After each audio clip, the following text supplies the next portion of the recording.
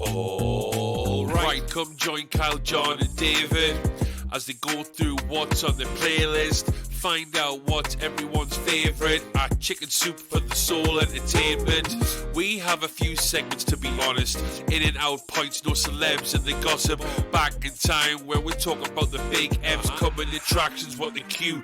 Quick checks, who'll be laughing? You abundantly.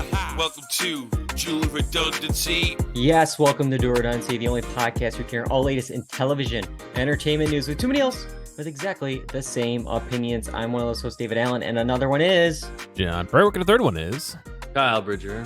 I would say that I am Ken to John's Ken to Dave's.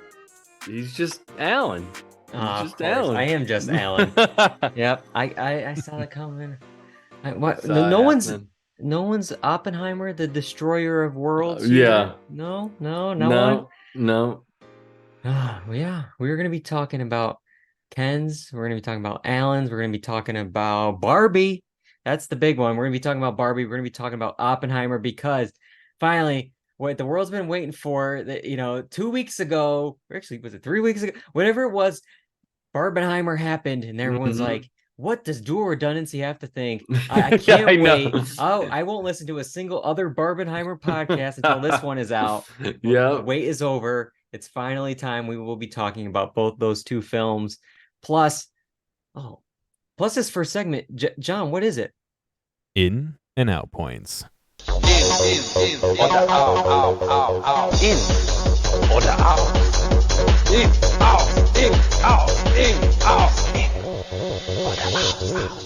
Yes, it is in and out points. Now, this year, we saw HBO Max become Max, and soon we're going to see it have the addition of sports and news. According to Warner Brothers Discovery CEO and everyone's favorite, David Zaslav, sports and news programming may be coming soon to Max. These categories, quote, are important. They're differentiators. They're compelling.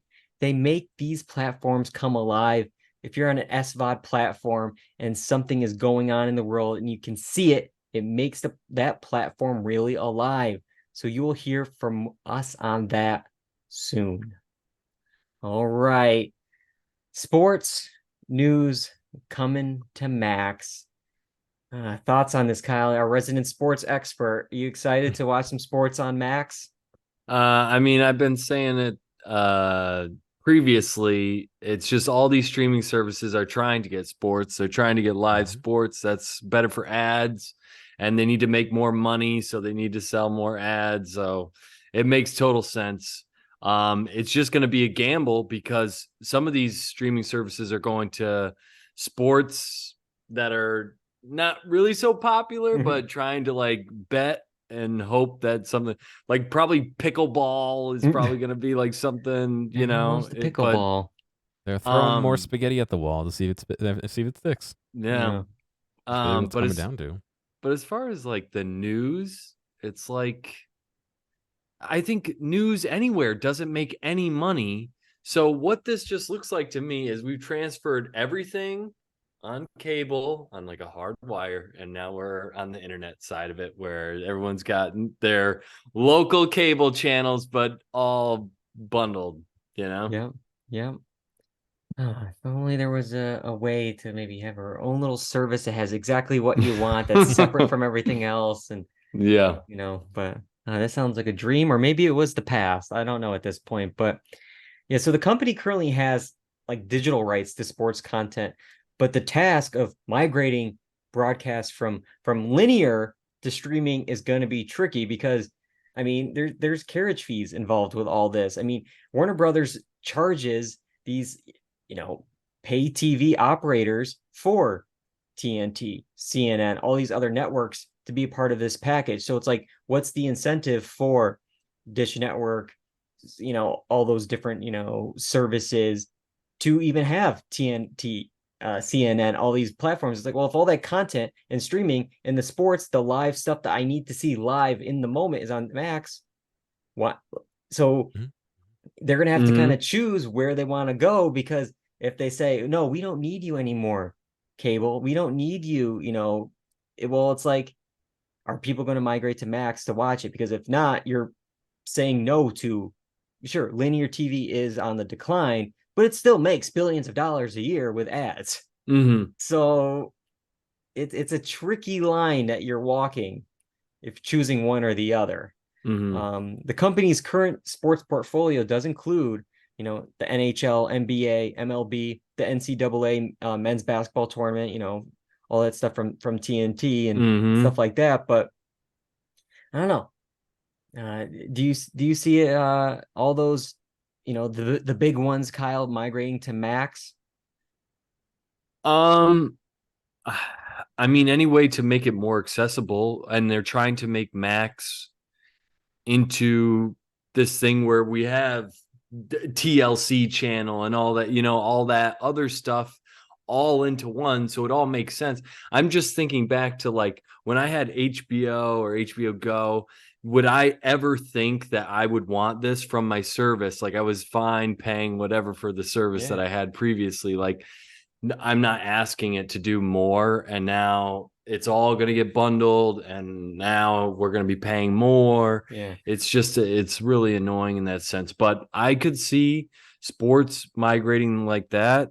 Hulu already kind of has it with their live TV stuff. Apple and Amazon has. I mean, Amazon has Thursday Night Football, right? Yep, Amazon had it this past year. Yeah. The annoying thing, I just watched some like an MLS thing on Apple, and you want to talk about a setup that is not conducive for viewership. You click on, you're like, I want to watch this soccer match or whatever. So you click on it, and it's not the first thing. The first thing's like, do you want to record this? And then you literally have to scroll all the way down to like, oh, you're a subscriber, you can play this. I'm like, why is it down in the bottom? It's like setting me, it's insane. It's the worst setup, man. Yeah, sometimes it's just, I think I need people that work on apps to just use the app. Just put yourself in the shoes of a consumer one time and just try to watch any of your content. The thing is they have people that do that can literally watch how people scroll and what they wait on and stuff like. So it's just insane. It's insanity. But yeah, you brought up the price of it all, and that's what I'm really worried about is the price for consumers. I mean, when YouTube TV added sports, we saw a huge increase across the board. I mean, ESPN is one of like to have that in the cable package. That's the reason why the cable bundle is so much money, because ESPN comes with this giant price tag, when the other channels might be like a fraction of that in your cable bundle if you actually went individually there. And I really worry, like, are we not going to, I don't think we're going to get tiers of Max. I mean, we, you know, based on the past, I mean, Discovery Plus sure has a standalone right now, but when Max took over all that Discovery Plus content, there wasn't a tier without it. And right now the price has been the same, but I'm sure and soon they're going to raise it because it's like, oh, we gave you more content. We gave you all this free stuff here. Now it's going to cost you. And, you know, when David Zaslav, you know, what was it, last year, shut down CNN Plus, he's like, no, we're not doing this standalone service. You know, it's, if anything, maybe CNN Plus should have been in Max to begin with. But then to go all the way back to my first point, CNN Plus did not have linear streaming CNN on it. So if you wanted CNN Plus to watch CNN, you're not getting CNN. Just like how on ESPN Plus, insane. Can you watch the live stream of ESPN on ESPN Plus? No. You can watch clips, you can watch pre-recorded content, but it's like, what are we doing? But yeah. So I just have a feeling it's just going to be costing us. It's really going to be, which is unfortunate because I don't need sports. I don't need news. I just give me my Succession and Sopranos and leave it at that. Like. And that's kind of what I was saying is when you signed up for HBO, whatever, Go at the time, did you ever envision that you'd have to be like, do I want news or sport? You like knew, I just want to watch HBO stuff, you know? Exactly. So. It's not HBO. It's not TV. It's Max. All right. Well, let's talk about another story. We actually talked about this story 3 years ago on the podcast in episode 302. We spoke about the Stanley Hudson spinoff that Leslie David Baker started a Kickstarter to produce. And after all this time, we have an update. It ain't happening. For the last 3 years, a lot of backers of this Kickstarter have been wondering online, where their money actually went to. Was it all just some other shady project like the attempt of Stanley nickels turning into a cryptocurrency that Baker was working on? But the campaign for Uncle Stan, which collected more than $330,000 from 1,640 backers, is returning the money. Well, $110,000 of it. He noted in his Instagram post that $330,000 was not the full amount received due to backers lowering their pledges or dropping them out completely. So $110,000 is supposedly the final amount they received from Kickstarter. Now, John, what are your thoughts on, everything being returned, or at least seemingly everything being returned? Were you looking forward to the Uncle Stan spinoff? What are your thoughts on all this? Well, I'm not a donor to this. Not that I don't think it's a good idea, but it's just not something that I feel is, I would want to put some cash into. But I think there's something to say for them returning the money. There are a lot of Kickstarters that either deliver some tiny whimper of a thing and say, oh, we did it, or cancel and kind of try and figure out the least amount of money they can give back to people and stuff like that. So I think there's some commendations to be delivered about actually trying to return the money, and I believe in a comment we'll read in a second, actually trying to fulfill at least some of the goals that they had initially promised. So I don't have an issue with it. You tried, you didn't make it, and now you're trying to make it right. That seems on the up and up to me. Yeah, I'm glad the money's getting back and I wonder if it's also a little bit of a PR move, because from what I saw, at least maybe on the Office subreddit and some of the other like Twitter or X, that stuff nowadays, where it's like there was a lot of people. It's like, yeah, what happened to this? Did he just take our money? Is this a little shady? Like, so it just kind of like tarnished his reputation a little bit. So it's like, yeah, maybe 3 years later, it's time to give the money back. I'm going to remind you what the pilot was, and then I'm going to get Kyle's thoughts on Uncle Stan here. But the pilot, Uncle Stan, was to see Baker reprise his office role as Stanley, who leaves his cushy retirement in Florida when he gets a call from his nephew, Lucky, in Los Angeles, asking for help with his 2 kids and running his motorcycle/flower shop. So that was the pitch of this. What's really interesting here is, well, it's Uncle Stan. It's not Stanley Hudson. I'm sure that was to skirt past the fact he does not own the rights to Stanley Hudson or any of his Office character trademarks and stuff like that. So that might have been another reason why this whole thing didn't work out to begin with. Yeah. But Kyle, were you looking forward to Uncle Stan?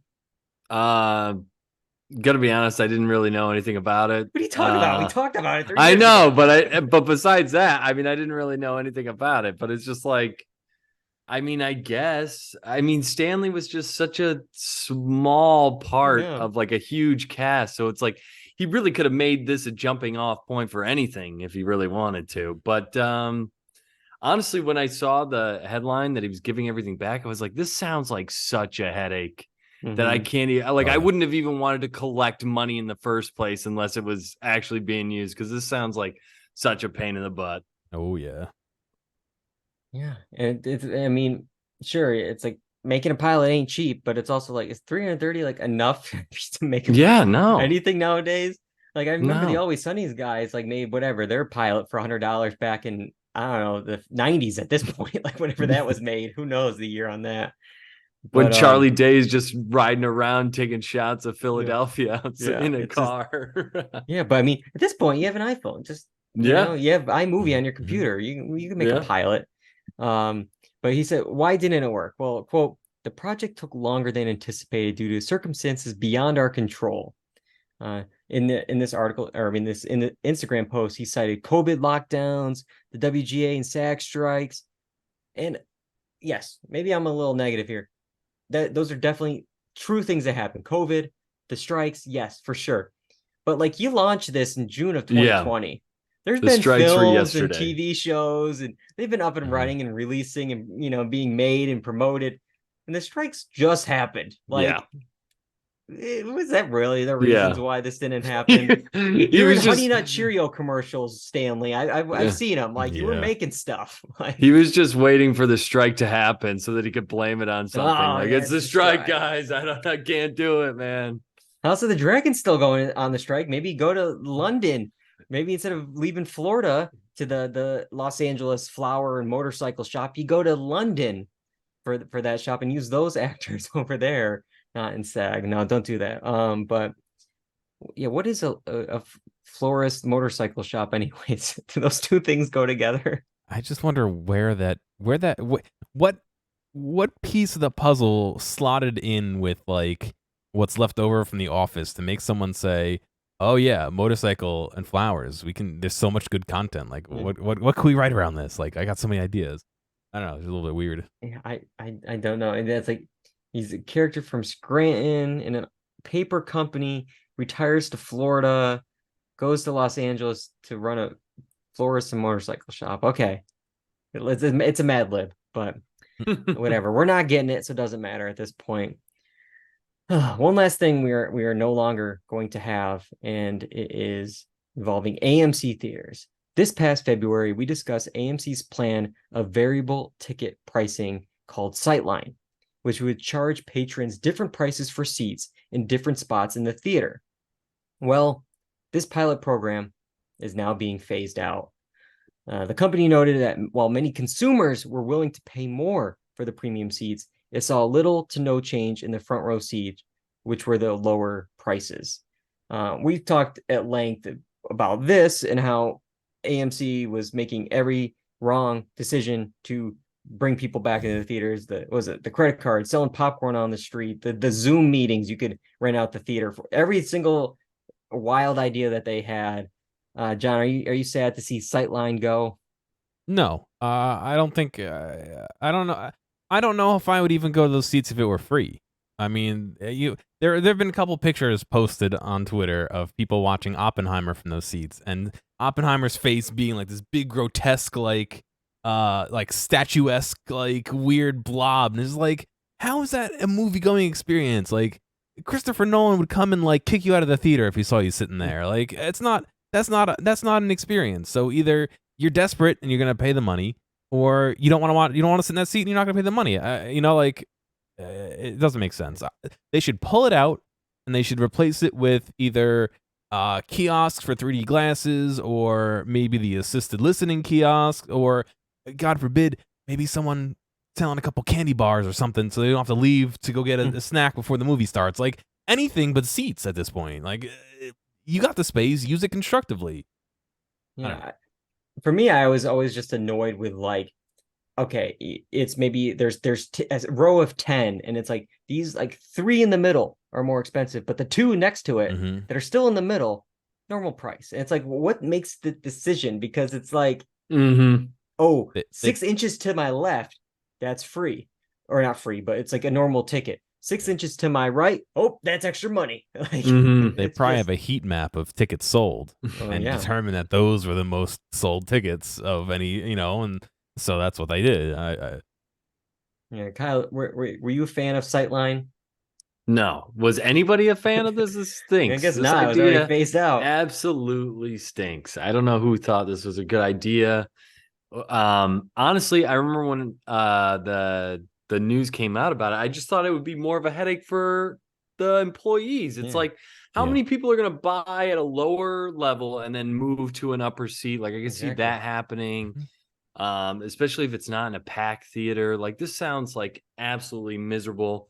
And even like when I went and saw Oppenheimer, some dude came in, there was 30 minutes left in the movie. He like slyly came in, and I think she was like watching him because she comes in after and she's like arguing with this dude in the final 30 minutes. I'm like, dude, what are you doing? But I mean, like this kind of stuff, you're trying to manage seats in a dark theater. It sounds miserable.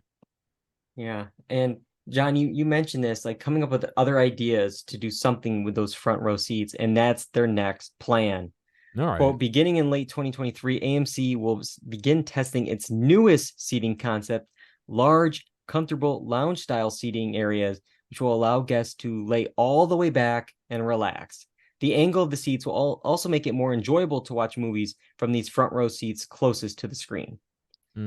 I like how it just first of all starts like, you know what? Yeah, like nobody likes the seats here, but we got a new idea. What if the seats were large and comfortable? Whoa. It's like maybe do that with all your seats. Make them all large and comfortable. That'd be great. Yeah, but, I don't know. You're still gonna have viewing angle issues, in my opinion. But you know, maybe it's worth it to somebody to take a nap on a comfortable seat instead of in a upright seat. You know. I will say, I won't say the specific theater online or on the podcast because I like it right now and it's my little secret in the city and not many people know about it. But there's one there's a Regal somewhere in the city that has these very nice kind of like reclining seats, and they don't go all the way back. I don't need to be perpendicular with the floor, you know. I don't need something Bring like a pillow that. and a blanket, right? But like seeing a 3-hour Oppenheimer, you know, it was nice to have the seats back, but the way it would be set up is like you can go back a little bit and you're not hitting anyone in the back, like with your with their feet or anything like that. So I like this idea of doing that. And yeah, maybe by reclining a bit, you'll at least be able to see it a little bit better, but you still, when you're in the front row, it's tough to see anything, especially in like IMAX or something like that. I like this better. Yeah, make it more comfortable instead of like just charging people more or less. I think that's a good start.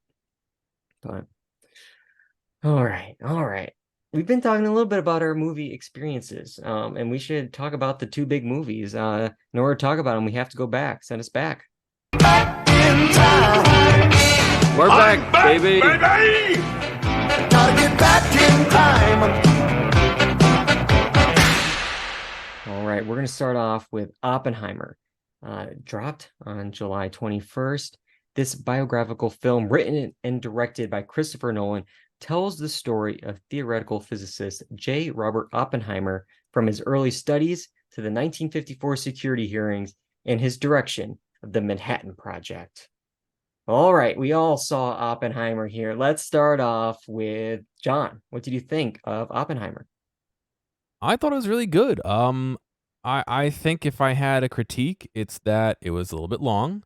But that's a Christopher Nolan trademark at this point is just slightly overstaying the welcome of a movie. But yeah, I thought it was good. I thought the special effects really good. I liked they had a very diverse cast of people that I recognize, which was nice.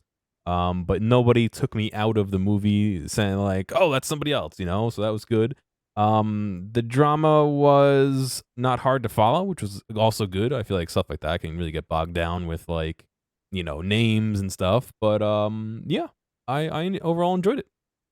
Yeah, you mentioned some Christopher Nolan things there. I mean, obviously, it's not Tenet, it's not forward, backwards, you know, trying to confuse you. It was a little bit more straightforward. We'll talk a little bit later about the black and white and the color of it all. But you also mentioned some of his trademarks. John, what do you think of the sound design? Because we've talked in the past, whether it's Bane in The Dark Knight Rises or just any of his other films, sometimes you don't hear a lot of the dialogue in the films. I think it makes a little more sense when it's maybe during the Trinity test. Yeah, you wouldn't really hear the dialogue, some of it, but like a lot of this other film is actually like conference rooms and trials and stuff like that. Were you happy with the sound design? Everything except for the voices. I saw Barbie at one night, and then the next morning I saw Oppenheimer, so back to back, and it was very different. Barbie was nice and loud and clear. I could hear everyone. Everything was enunciated. Oppenheimer, maybe not so much. I was still able to follow it. But yeah, just the not legibility, the audibility of people was a little hard. That being said, I think, again, another Christopher Nolan movie where the soundtrack was on point. The sound effects was all on point. The sound direction was on point. It's just, it was a little tough to hear people. Yeah. All right, Kyle, give me your overall thoughts with Oppenheimer here. I really enjoyed the movie. There was I couldn't believe with the scope of it and how many people like are involved in the telling of the story that it's like just how he was able to manage to keep it going along. And like, I felt like the music behind the scenes really helped keep the pace of the movie, because this could have been a just dredging through, some thick stuff. So, but overall, the sound editing, I really love the sound editing, especially with that, the gymnasium sequence. Oh yeah, we'll talk about that. Yeah. I thought there was really cool scenes. The bomb exploding definitely paid off to me. Yeah, there's a lot of good things. I have some cons, but I'll mention them later. Yeah, there's a lot of things you guys are hitting on. Agreeing with one or two things I might pick apart a little bit, but let's talk about the cast, I guess. Huge supporting cast. As Kyle was mentioning. I'll run through a few here. Emily Blunt, Matt Damon, Robert Downey Jr., Florence Pugh, Josh Hartnett, Casey Affleck, Kenneth Branagh, Jason Clarke, Dane DeHaan, Alden Ehrenreich, David Krumholtz, Jack Quaid, Josh Peck. I mean, the list goes on and on and on. It's just, and it's crazy because like a lot of them are in very brief roles, and it just shows how much they want to be involved with this project. And like there was even a point when I knew like Rami Malek was in it, and there was many points where I would see him like in the background, not saying anything, or maybe just like, at a dinner thing, and like it looks like he's about to talk, and then like the scene cuts. I'm like, did they cut Rami Malek out of this movie? And I thought that for a while. I'm like, really? They cut out the Oscar winner? Okay. Yeah. But then there's his moment at the end. He finally, gets some speaking lines at the end of the movie with his big trial moment. But I will also say, good for him. Yeah, I noticed at the end credits, he got the with credit, Rami Malek for this, and then it was what was his name? Kenneth Branagh.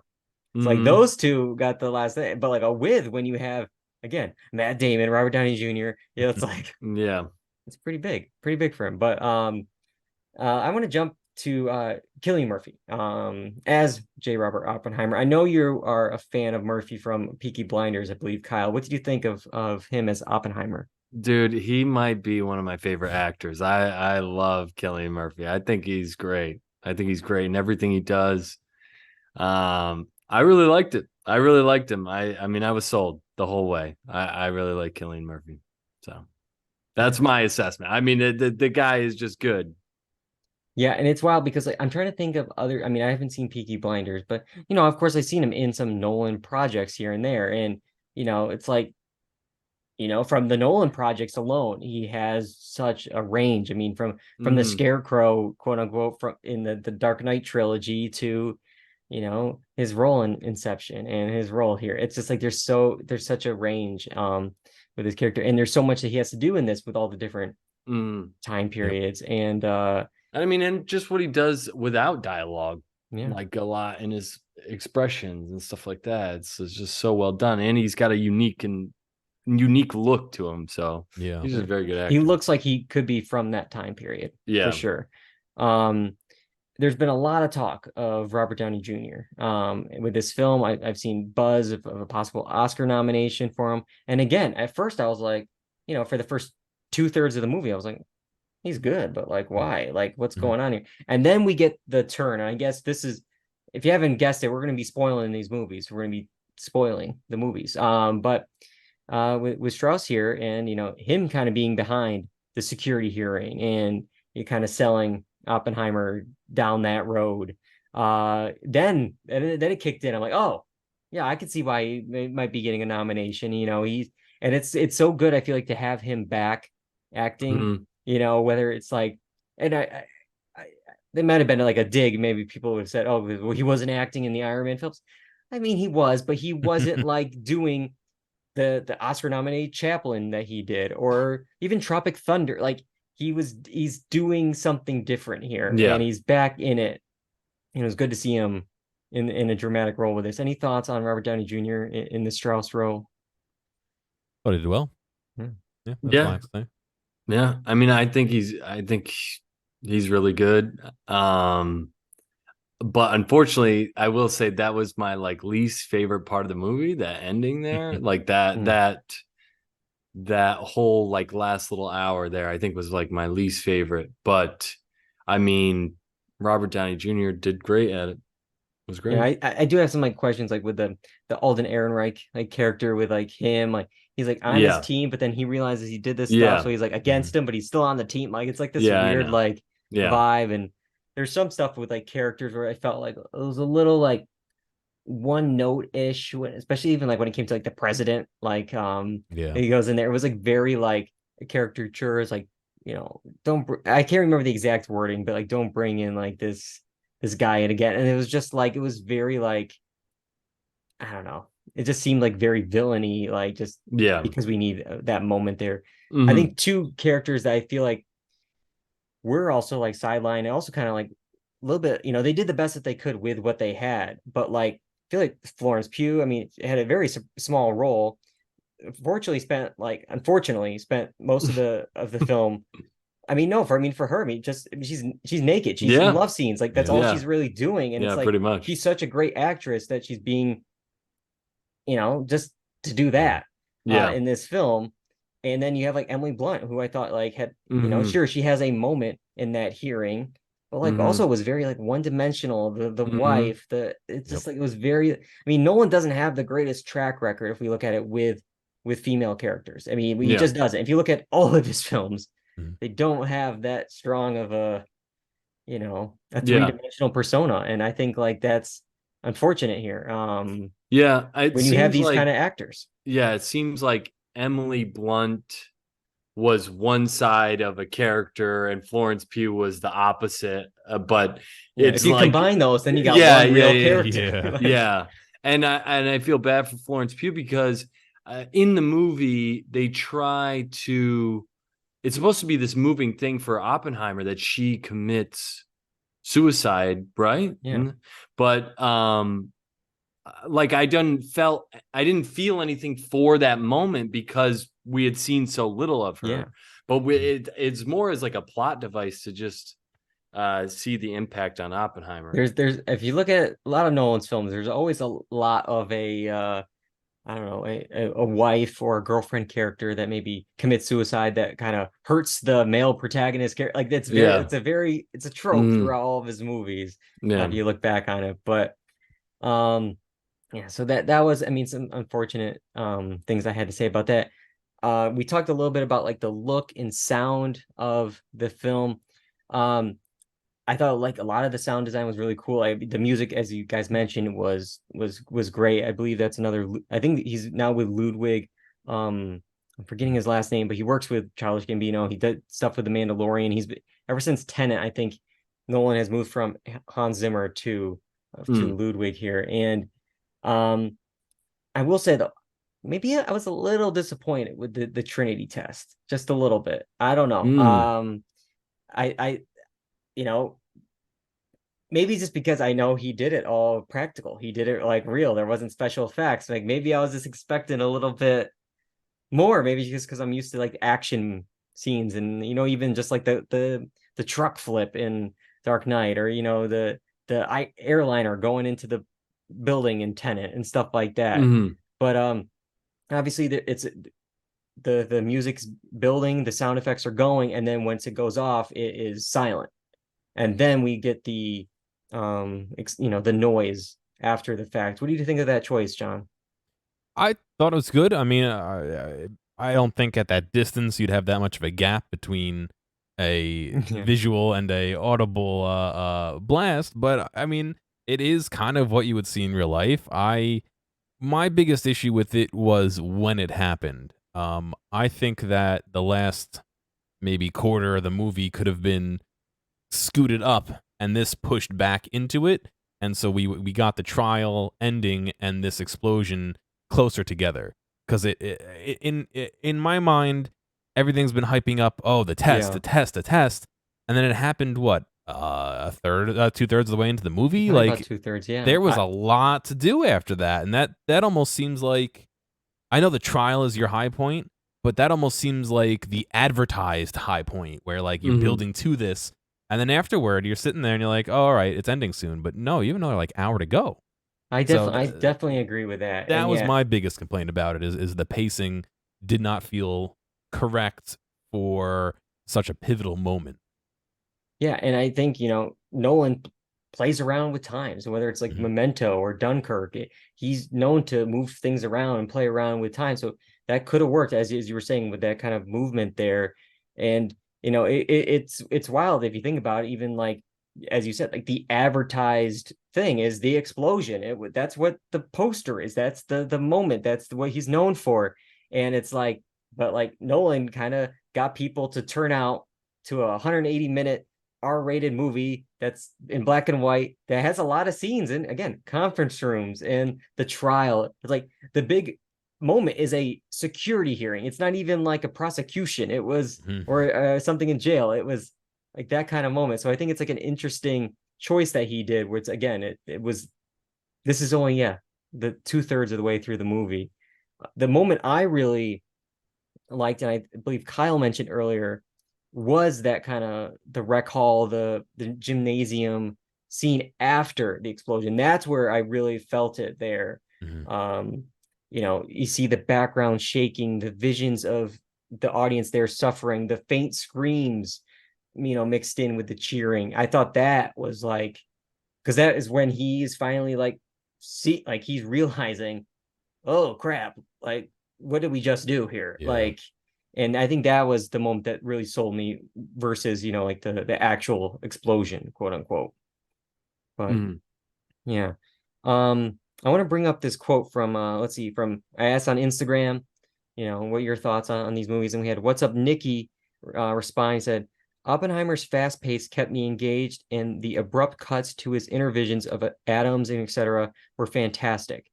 The use of the sound of the feet on the bleacher before we saw the auditorium scene was thrilling. And again, that was another great sound choice, the whole build up to this scene here. Yeah, so I want to talk a little bit about the black and white and color of it all. Did you guys like that choice? Kyle, did you like what they were doing there with the point of views and stuff like that, making color in black and white and stuff like that? Yeah, I mean, because it's dealing with multiple perspectives, which we all deal with in life, right? So it'd be interesting to see how, Oppenheimer might view it versus what is this subjective view, or how multiple people might have looked on this scenario. And I think even the final little tell at the end where we have the thing with Einstein is, Robert Downey Jr.'s character thought it was one way, and it's a totally different way, and that's goes to along with like his ego and all that. So I think it's an interesting way to tell the story for sure. Yeah, I will admit, when I was first watching it, I was confused at first because I'm like, again, we saw it in Memento. It's like, is this a timeline thing? And I'm like, well, wait a minute, how is this working now? Because now these scenes are in black and white, but they're before this. But then after that, like couldn't get it, and then I was like, oh, okay, now it's a point of view. It's either Oppenheimer, is it Louis Strauss? Like it's one or the other, black and white and color.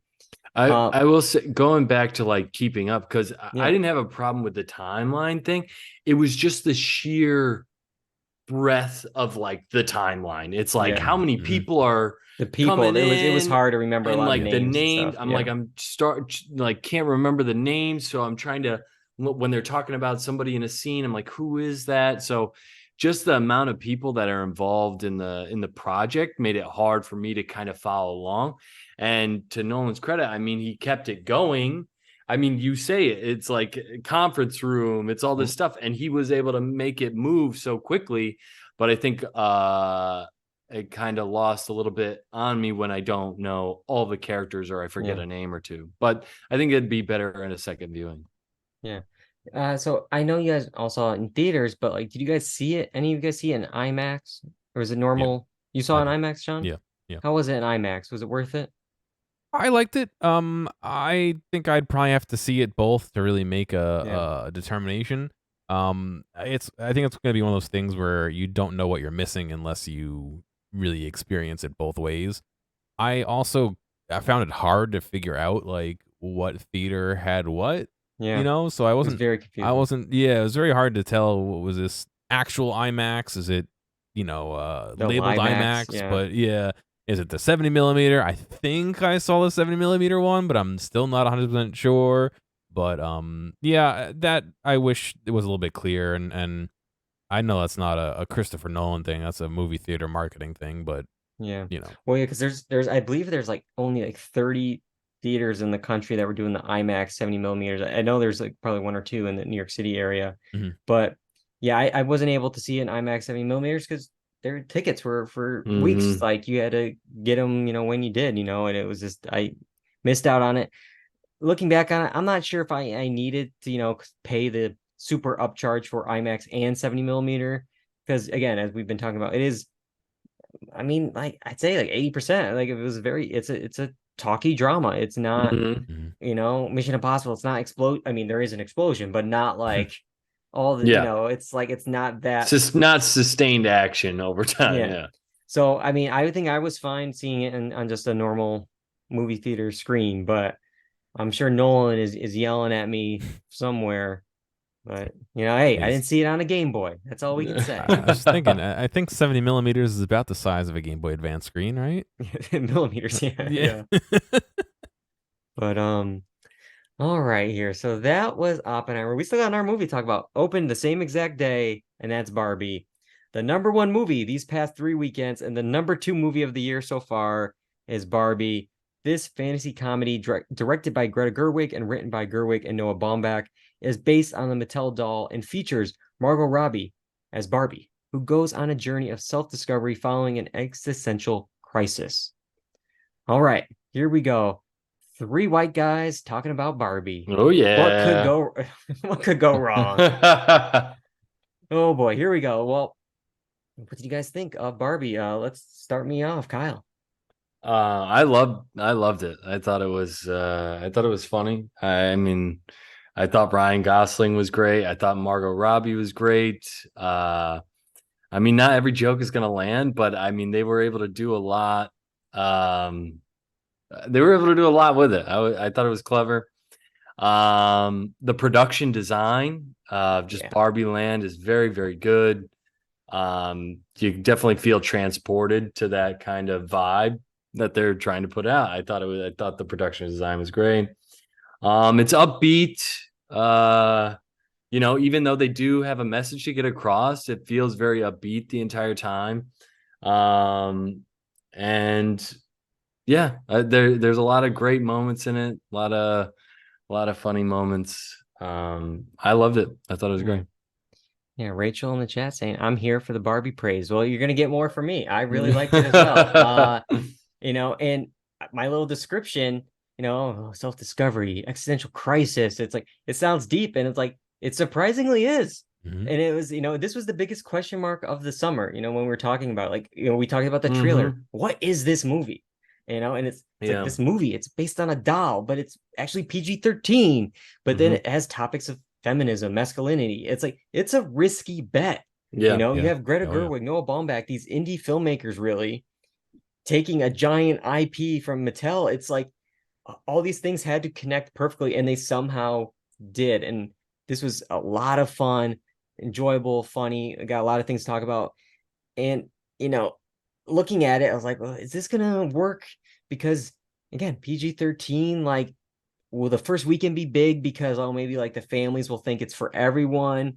And then after seeing the film, not only is it for everyone, I saw young girls coming out of the theater I was in, bopping, smiling. They were like excited after seeing the movie still. So it works for all ages.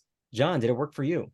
Yeah, I know. I went in kind of worried, thinking I was not the target audience, but yeah, it really does kind of have a little bit of something for everybody. So I really enjoyed it. I especially liked looking at it from a little bit more technical angle and seeing how they did some of the stuff and the joke of pouring milk and nothing comes out and stuff like that it's all make believe, but it's not really for them. It's really real for them. So it was interesting to see how they handled all that, and yeah, I enjoyed it. Yeah.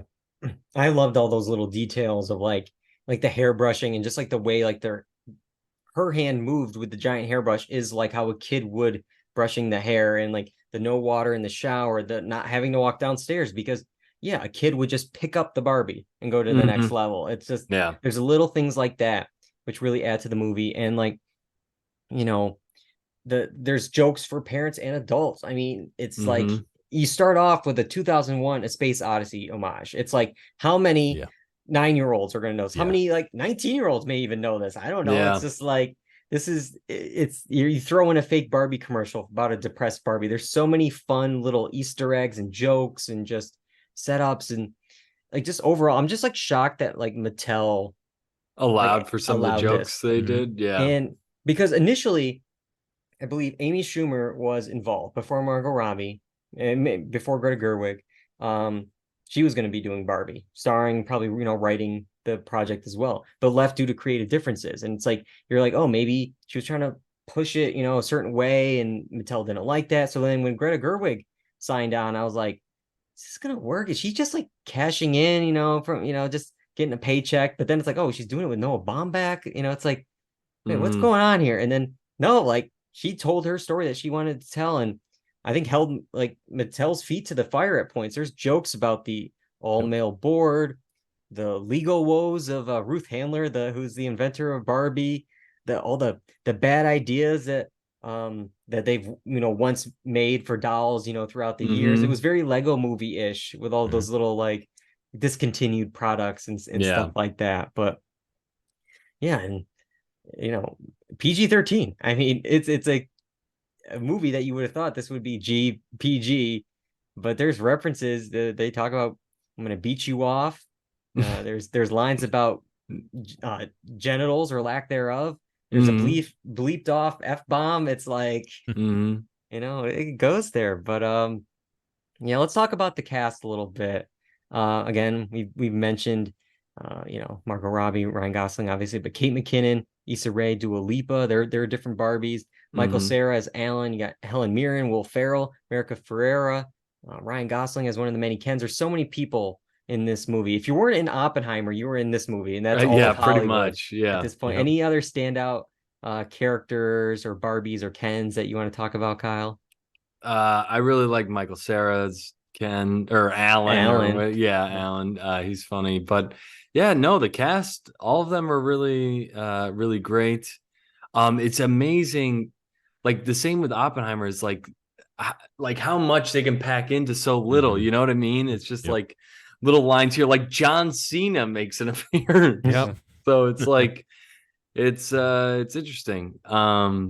It's cool. It's cool. And Kate McKinnon as Weird Barbie, I think, is a perfect match. It worked out really well. And again, it's just like a thing because it's like, why is she always in splits? It's like, but you would remember like a Barbie just like like in a split, just like thrown across the room, and like messy hair. Like it makes sense. And I hate to say it, but I think Ryan Gosling like stole the show. I mean, it's tough in a movie that's Barbie to say that, but like it's one of those things though, with like when you have supporting players, they're often able to really like have fun and go like to the extreme versus like the leads who have to be a little bit more grounded and have an arc and have. Meanwhile, like he can just be like goofy. He can do like all the different over the top mannerisms as Ken. And I thought it was so funny, just like letting loose and just playing so dumb. Like, but I thought he was great. I thought he played that like blank, just not even there so well. Especially when they're first discovering the world. It's just a lot of good moments there. And I think this film, I mean, not only with the box office success, but I think it's going to be a shoo-in for some tech Oscars. You talked about the production design is incredible. Like Barbie Land looked so like vast and deep. I don't know how they did it. I know there was like rumors of a pink shortage because of this movie, like all the pink paint. They used so much of it. Oh my God. Set. But again, like it's parts of it look practical. Like it feels like lived in. It has like a very storybook look to it, like with those transitions from the Barbie land to the real world. Yeah, that was good. I think there's there's fun little like, special effects. Like when a car would flip, there was like that little like pink like cartoon dust that was around it. Like there's little details like that really I think add to this movie. But Yeah, I really enjoyed this movie. Both movies I thought were really good. So I think like you can't go wrong with either of them. Like it's good to see in this landscape two movies like doing well at the box office that are like original, creative, and unique. such Like polar opposites too. yeah, It's not Yeah. like the same movie twice. It's yeah. completely different movies. It's not. I mean, it's not another sequel. It's not another 15th in a franchise. It's just like this is an original cool idea, and sure this one's based on IP, but it went a completely different way than many people thought it was going to. And you mentioned it, John, two films couldn't be more different from each other, and that's what created this Barbenheimer phenomenon. And we're going to talk a little bit about this to close out. A lot of the success, I think, for both of the films comes from this internet phenomenon. Both of them like helped each other. I think like more people saw Barbie because of Oppenheimer, more people saw Oppenheimer because of Barbie. It was like this, this symbiotic relationship between the two, released on the same day. What was your guys's like? Did any of you guys see it? Barbenheimer in a day or weekend? Like, what was your experience seeing these films, Kyle? So I saw Barbie first one day, and then I came back the next. No, sorry, switched it around. I saw Oppenheimer the first day, and then I went back and I saw Barbie the next day. And I mean, this was at least a week and a half, week and a half, maybe 2 weeks after the opening, and people were still, dressing up in their Barbie gear. So I think it's good for movies. It's good for the theaters. And it's a cool little marketing thing. And I think why it was helped because I think both of them trusted that they're both going to be quality movies that, you can market. I mean, they're willing to go out on a limb to like praise Oppenheimer. I know that Greta Gerwig and them were like saying, "Hey, I got my tickets to Oppenheimer." I think it's because they trust that these movies are both going to be decent. Yeah. John, what was your release order? I saw Barbie at 10 p.m. on a Friday and Oppenheimer, I think, at 10:30 a.m. the next day. Oh, wow. So I saw them pretty much almost back to back. A couple hours of sleep in between. But I pretty much did almost see them back to back. So and I didn't have a problem doing that. I mean, it's a lot of sitting at once, but it was worth it. Yeah, so I did 'em this last Saturday. I saw both of them. Started with Oppenheimer. It was like 11:20 a.m. showing, so in the morning. And then I had about 2 hours in between, and then the next showtime. I think it was just because of this how they were releasing them in its third week of release. But then I saw Barbie at like 5 o'clock that afternoon, and I definitely was like, for me, I know you kind of did it opposite, John. It was like I got to do not that it's like I gotta have the vegetables first. I gotta go through the 3 hour period drama, and then I can end with the pink fun comedy. So like that was my kind of, because I also think like to end with the depressing Oppenheimer, looking at the pond like help, I just destroyed the world. It's just like I don't want to end on that, but well, if you guys missed out, the listeners out there on Barbenheimer, there's possibly another double feature on the horizon. People are talking about September 29th. We also got two wide releases: Paw Patrol, the Mighty Movie, and Saw X. Who's ready for Saw Patrol? Yeah, I think that they're trying to make lightning strike somewhere, or it's not gonna. I don't think so. Ugh. I don't think so, guys. Come on. But it's like sorry, I'm gonna go off on a side tangent. But this reminds me of Halloween, and I think there's gonna be a ton of Halloween outfits from Barbie, dude. 100%. When I saw the rollerblading, I was like, and then the fur coat, overcoat, the with double Ryan sunglasses, Gosling. There's gonna be a lot of weird Barbies, with the marker on the face and stuff like that. But yeah, it's just like we joke about this, but man, Hollywood always like takes the wrong lessons from all of this. It's like, these films succeeded because it was lightning in a bottle. It's like you can't recreate it. Like, like same with like the Gentle Minions last year. It's like you can't plan for this. You can't rely on this. It's like because while Barbenheimer is succeeding, there are so many films this summer. Indiana Jones, the Mission Impossible movie. It's like they're struggling at the box office. Meanwhile, this is doing well. It's just lightning in a bottle. It's original ideas. It's things that are just, you can't plan for it. That's not going to stop them though from greenlighting way too many spinoffs. Well, yeah, I was just gonna say that you catch lightning in a bottle with this, but then they don't even get the right message from why Barbie did well in the first place. It's like this is the exact opposite of what we're asking for. Yeah. There are 17 films from Mattel that are supposedly in development, and I'm gonna read off a list of them. We actually talked about 2 or 3 of these on the podcast in the past. Well, the Battleship came out, right? Wasn't that one of them that actually came to fruition? I think that one has come out. I don't know if we ever talked about that, but yeah, it did come out. I'm just that's a Mattel product. I believe so. And that didn't do great, if I remember. So I'm surprised they even greenlit more.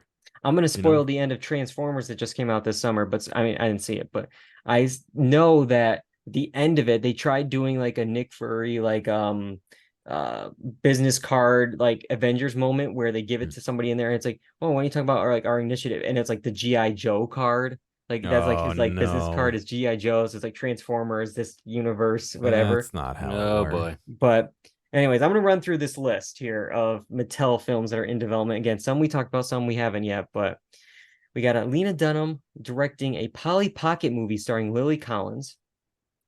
Daniel Kaluuya is making an A24 type film about Barney. There's a Magic 8-Ball horror movie, a gritty Hot Wheels film from J.J. Abrams, Vin Diesel in a Rock'em Sock'em Robots movie. Mattel is also working on a Viewmaster movie with MGM. And then this one we definitely talked about on the podcast, the Uno heist comedy with Lil Yachty. Sweet. So, what is going on? This is Mad Libs. Why isn't there a Mad Libs movie? Because this is what Mad Libs is. Like, yeah. I think I said it when we discussed it, but Mattel must be like just out of money and being like, we guys, all right, plan B, whatever IPs we can lease out, get top dollar for them, and who cares what they do? We need cash now. We need cash yesterday. Make these movies. It has to be that. It has to be that. Like, I can maybe see like a very low budget, like Magic 8-Ball horror movie. Okay, there might be something there, but like a gritty Hot Wheels film, a Rock'em Sock'em's robot movie. Well, how can you have a movie based on the Viewmaster where you look at it and you just look at 8 images on a screen? Yeah, I don't know. Like an A24 type film about Barney. What does that even mean? These are just like buzzwords that you're using a pitch. Because it's not A24, it's A24 type. Yeah. That because it's also, that's a production studio. That's not it's a genre. It's an A24. Like, I don't know. I'm gonna make a Warner Brothers Discovery type movie about. It's like that doesn't mean anything. Is it like a Barney Black Mirror episode? Could you Get Out or something? I don't know, but I just love how like literally it's like, well, we had Greta Gerwig with a Barbie movie. What if we had Lena Dunham with a Polly Pocket movie? It's just like, guys, you're learning the wrong lessons. Yeah. It wasn't the brand people. It was the unique story with the great cast. Like that's what it worked. I don't know, but I'm curious if we're going to get like more Barbie movies though. I mean, I'm sure they're going to bring the dump truck of money to Greta Gerwig's house and say, yes, make another Barbie movie, please. But like, will she want to? I don't know. Like, and it's just, you're gonna reboot it just like every other Warner Brothers Discovery movie, that they do with the DC franchise every 5 years. I don't know. I don't. Just leave it. Yeah. Can we just have something on its own? Because the minute there's a sequel, it just feels like it waters down, Yeah.